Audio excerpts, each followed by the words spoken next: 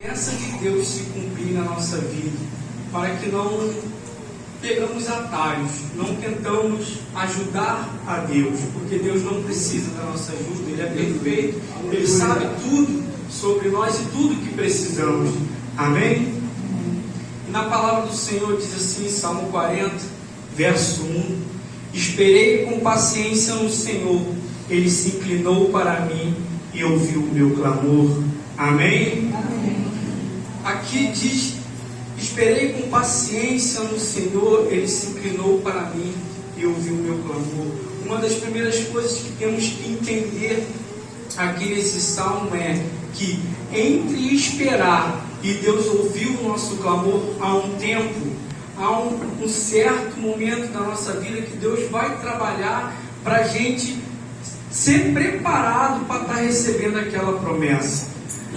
Muitas das pessoas acham que orou, o Senhor já vai se inclinar e já vai responder. Não, tem oração que irmão, que você ora e a resposta vem de imediato. Porém, tem coisas que para acontecer na nossa vida demandam um tempo, onde o Senhor vai trabalhar, vai te amadurecer, para você ser maduro o suficiente e estar recebendo aquela promessa. E uma das coisas mais difíceis que tem, né, irmão? Eu particularmente não gosto de esperar. E não conheço ninguém que goste, né, irmão? É difícil esperar. E uma das coisas mais difíceis que tem é esperar por resposta, esperar por mudança. É difícil esperar, principalmente quando achamos que podemos resolver os problemas com as nossas próprias forças.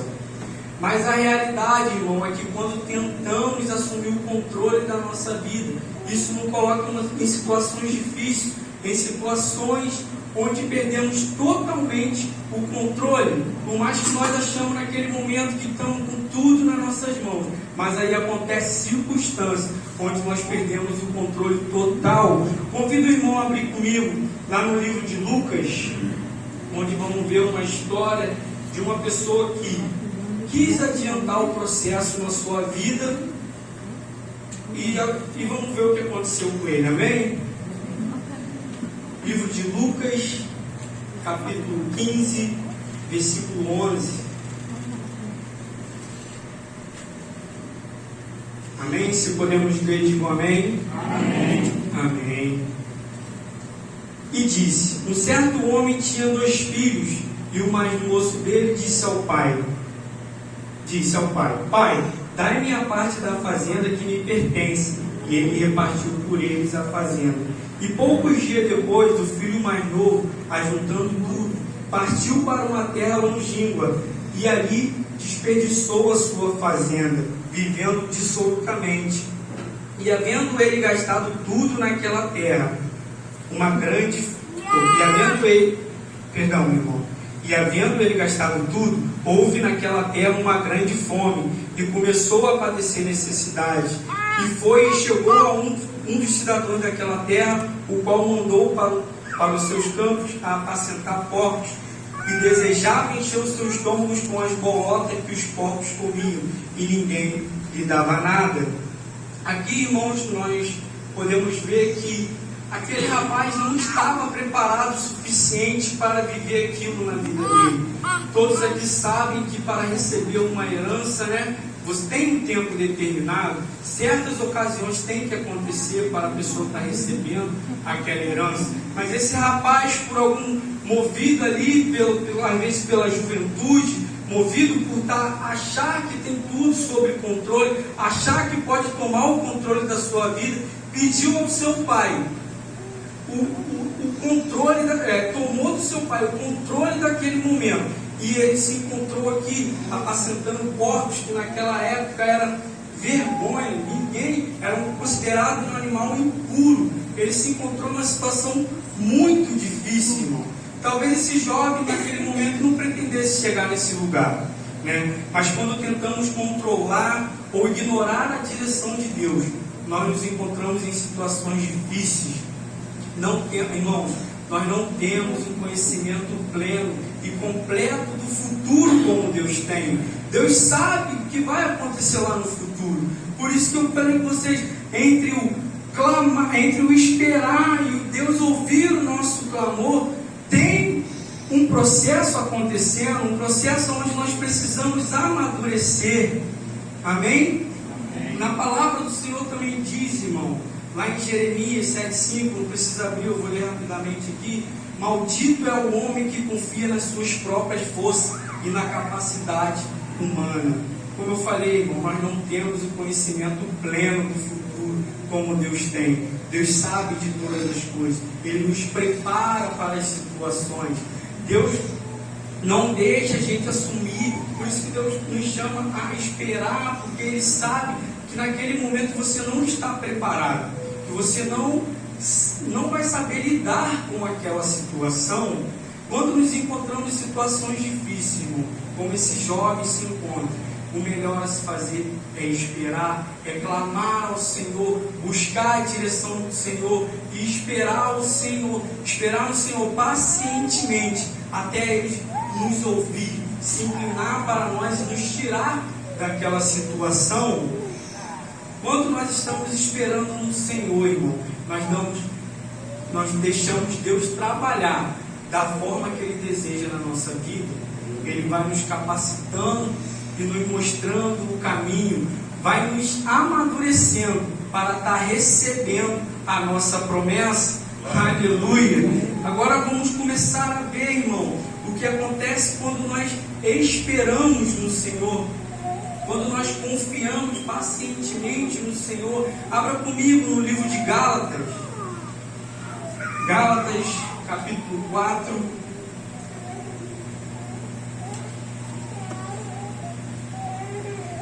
Aleluia. Gálatas 4, 1 e 2. Se podemos ler, digo amém. Amém. Digo, pois, que todo o tempo em que o herdeiro é menino, em nada difere do servo, ainda que seja senhor de tudo, mas está debaixo de tutores e curadores, até o tempo determinado pelo Pai. Irmão, nós temos que saber esperar pelo tempo determinado pelo Pai. Muitas das pessoas acham que esperar no Senhor é falta de fé, mas esperar no Senhor, irmão, não é falta de fé. Eu já vi certa vez um irmão falar, estava esperando por uma situação e ele falou assim: eu estou esperando no Senhor. E a outra pessoa falou: esse irmão está com falta de fé. Irmão, nós temos que entender que tem momentos na nossa vida que é momento de nós darmos um passo de fé, mas tem momentos que Deus fala: ei, espera, deixa que eu vou cuidar de tudo, eu vou preparar tudo para quando você chegar lá, está tudo pronto. Aleluia. E fundamento das coisas que se esperam e a prova das coisas que se não veem. Aleluia. A prova, firme fundamento das coisas que se esperam. Aleluia. Isso aqui prova, irmão, que esperar não é falta de fé. Esperar, irmão, esperar é uma das maiores linguagens de fé que nós podemos ter. Esperar é aquilo que nos dá segurança, que nos dá a convicção das coisas futuras. Amém? Amém.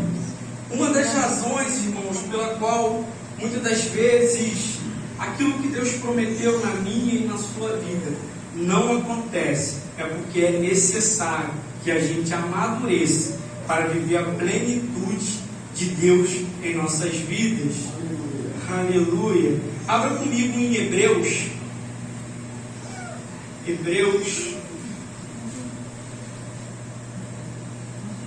capítulo 6. Aleluia.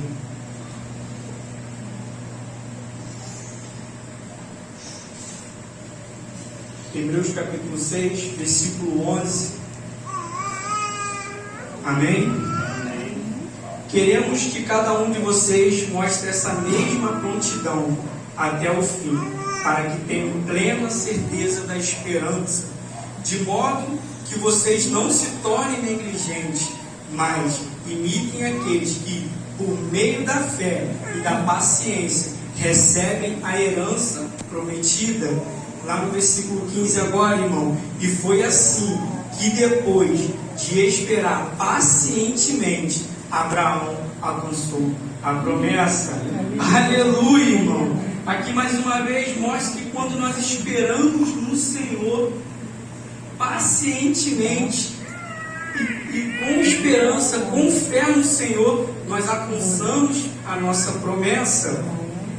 Abraão, creio que muitos aqui sabem, lá no livro de Gênesis, no capítulo 18, ele recebe 3 anjos, aparecem a ele e faz uma promessa a Abraão, que Abraão teria um filho. Abraão já tinha 75 anos, irmão, quando ele recebe aquela promessa. Hoje, se uma pessoa de 75 anos receber essa promessa, muitos vão dizer que é impossível, muitos não vão acreditar, muitos vão duvidar, mas Abraão creu naquela promessa, irmão, e quando ele tinha 100 anos, ele recebeu aquela promessa. Ele passou 25 anos, irmão, esperando pela sua promessa. Talvez você hoje esteja esperando pela sua promessa, ou talvez você esteja achando que está demorando, irmão. Mas calma, irmão, Deus manda te dizer que há um tempo determinado debaixo dos céus para todas as coisas. Aleluia! Aleluia! Aleluia, irmãos. Nós temos que entender que as coisas não acontecem da nossa maneira. Deus não trabalha como o tempo do homem. O tempo do homem é diferente. O agir de Deus é diferente. O homem, quando ele coloca uma coisa na sua cabeça, não importa o que está na frente, ele se demonstra atropelando todo mundo para poder atingir aquele objetivo. Mas Deus não, Deus age na calma, Deus age na calmaria. Deus, vai trabalhando primeiro no nosso interior, vai trabalhando ali, nos preparando para estar recebendo aquela promessa. E vamos ver, irmão, mais um Isaac, filho de Abraão. Isaac recebe sua esposa, uma mulher preparada por Deus, Rebeca, e ela era estéril. E a Bíblia diz, irmão, que Isaac orou insistentemente. Isaac tinha 40 anos quando se casou, irmão, e ele orou insistentemente. Ele ficou ali, irmão, orando até receber a promessa que ele queria, que eram os gêmeos, os filhos dele. E a Bíblia diz que quando ele tinha 60 anos, irmão, ele recebeu a promessa. Isaac ficou 20 anos orando insistentemente. Tem gente que ora 2 minutos, irmão, e acha que vai acontecer. Tem gente que nem ora, irmão, só fala: Deus, eu quero isso, e acha que as coisas têm que aparecer, que Deus tem que estalar o dedo e está ali a promessa dele. Mas não é assim que acontece, irmão, infelizmente, todos queriam que fosse assim, nós falássemos com Deus e eu não sei se os irmãos aqui já viu aquele desenho do Aladim. Tem uma lâmpada, você esfrega, Deus aparece para você, você faz 3 desejos, realiza e Deus vai. Não, mas não é assim, irmão. Deus não faz assim. Deus nos capacita. Deus faz as coisas no seu tempo determinado. Amém? Aleluia. Vou comentar sobre mais um, irmão, na Bíblia. Davi foi outro que recebeu ali. Deus manda lá o profeta Samuel ungir Davi rei sobre Israel, e não é uma conta exata, irmão. Até pesquisei para ver se tinha algo exato, mas os historiadores dizem que Davi passou pelo menos de 12 a 15 anos fugindo de Saul. Passou de 12 a 15 anos fugindo de Saul, para então depois ele alcançar aquela promessa, ser rei sobre Israel. Imagine, irmão, Davi, se você for ver lá no livro, Davi teve 1 ou 2 chances de matar Saul. Imagine se ele mata Saul e assume aquele trono, irmão, antes do tempo. Hoje talvez nós teríamos uma história totalmente diferente. Davi foi considerado como o segundo coração de Deus. Aleluia! Ele soube esperar pelo momento. Outro irmão também que na Bíblia diz, José teve um sonho, contou para os seus irmãos, contou para os seus pais que ele iria governar. Todos os repreenderam. Depois de um tempo, José com 17 anos, irmão, os irmãos dele pegam e vendem ele como escravo. E ali José passa por várias situações. Eu creio que Deus permitiu José passar por aquilo tudo, porque ele estava amadurecendo José, para quando ele se tornasse governador do Egito, que era a maior potência naquela época, ele estava amadurecido o suficiente, irmão. José, com 17 anos, foi vendido, irmão. Aos 30, começou a promessa se cumprir na vida dele. Aos 30, irmão, foi passado 13 anos. José ali passou por várias situações, acusado de abusar da mulher de Potifar. Foi lá, interpretou o sonho do copeiro e do padeiro e pediu para ele se lembrar dele quando estivesse à frente de Faraó. E se passaram 2 anos, irmãos, aí José estaria amadurecido o suficiente para se tornar governador do Egito. Será que José estaria preparado, irmão, para assumir um cargo que naquela época nem existia? Naquela época nem existia, só existia Faraó. Faraó era ali para eles como se fosse um Deus, né? Faraó que mandava em tudo. E Faraó confiou naquele homem um cargo que ele teve que criar para dar para aquele homem. E por onde José passou, irmão, ele teve uma palavra de sabedoria, ele foi maduro. Enquanto ele foi maduro o suficiente para correr da mulher de Potifar. Ele foi maduro o suficiente, irmão, para interpretar o sonho do copeiro e do padeiro. Ele foi maduro o suficiente, irmão, para interpretar o sonho de Faraó. E quando ele teve a oportunidade de estar à frente dos seus irmãos, que o venderam como escravo, que o lançaram como nada, que largaram ele para lá, ele estava maduro o suficiente, irmão, para saber lidar com aquela situação. Imagine José. Eu creio que José durante um tempo ficou com aquela mágoa, porque ele se lamentou ao padeiro e ao copeiro enquanto ele estava na prisão.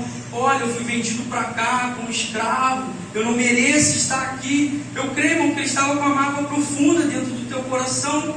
Mas ali durante aquele tempo Deus foi trabalhando na vida dele, foi moldando ele, moldando o caráter dele, trabalhando no seu interior, tirando aquelas mágoas do coração dele, para quando chegar o momento dele ser, posto naquele lugar, ele está maduro o suficiente para receber a promessa.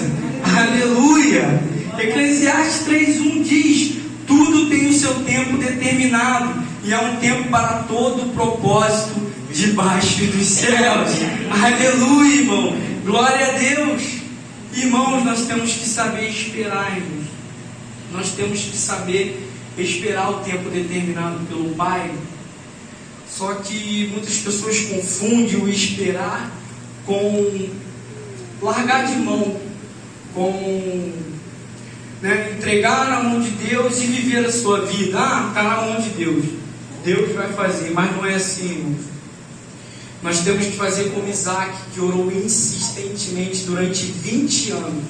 Nem que seja necessário, irmão, você orar durante 20 anos, mas que você permaneça ali, irmão, fiel ao Senhor, orando, crendo que Ele é fiel para cumprir. Amém? Amém, amém, irmãos. Aleluia, aleluia.